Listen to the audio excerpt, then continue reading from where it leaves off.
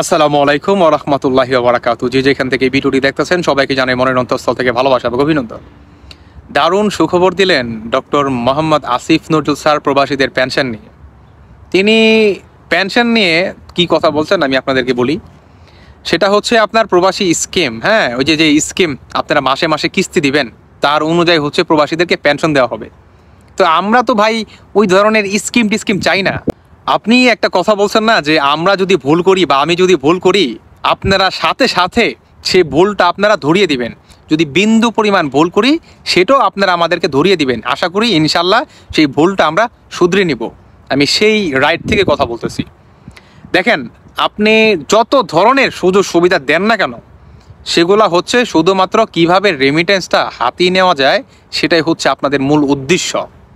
প্রবাসীদেরকে যে আপনারা প্রকৃতভাবে একটা সার্ভিস দিবেন, বা প্রবাসীরা যে আপনাদের কাছ থেকে বা বাংলাদেশ সরকারের কাছ থেকে যে একটা আপনার নিবে, এক্সট্রা একটা সেবা নিবে, সেটা কিন্তু আপনারা দেন নাই, বা সেটা আদেও আমরা প্রবাসীরা কখনো দুঃস্বপ্নেও আমরা চিন্তা করতে পারি না। এটাই হচ্ছে বাস্তবতা। দিন শেষে যদি দেখেন, প্রতিটা প্রবাসী কিন্তু মনে করেন আপনার বাংলাদেশের সরকারের কাছ থেকে কোনো সুযোগ সুবিধা কিছু পায় না।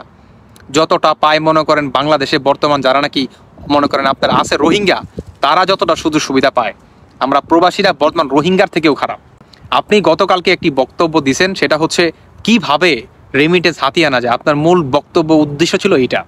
তাই আমি বলবো, আপনি 12টা ব্যাংকের সাথে কেন, যদি 100টা ব্যাংক থেকে থাকে আপনি তাদের সাথে কথা বলেন, কন্ট্যাক্ট করেন, কোনো সমস্যা নাই। আমরা সর্বশেষ একটাই চাই, সেটা হচ্ছে প্রবাসী পেনশন। আমরা কোনো স্কিম টিস্কিমের মাধ্যমে, ওই কিস্তির মাধ্যমে আমরা স্যার পেনশন চাই না। আপনি এটা অতি দ্রুত মনে করেন একটু বিবেচনায় আনেন। এটা অত্যন্ত প্রয়োজন। একটা পেনশন, একটা প্রবাসীর লাইফটা যাতে সিকিউর হতে পারে, সমাজে তার জন্য একটা স্থান থাকে, একটা মর্যাদাপূর্ণ একটা জানি তার থাকে, চেয়ার থাকে। বুঝতে পারছেন? মানুষ যাতে তাকে শেষ বয়সে সম্মান করে, এটাই হচ্ছে প্রবাসী পেনশন। আমাদেরকে সেই পেনশনটা দেন। আমরা কোনো ওই ধরনের নীতিমালা চাই না।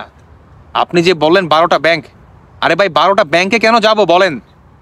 যে প্রবাসী কল্যাণ ব্যাংক আছে, একটা ব্যাংকই তো যথেষ্ট। যদি ভালোভাবে সার্ভিস দেয়, সহজ নীতিমালায় যদি লোন দেয়, একটা ব্যাংকই তো যথেষ্ট। 12টা ব্যাংকই লাগে না তো।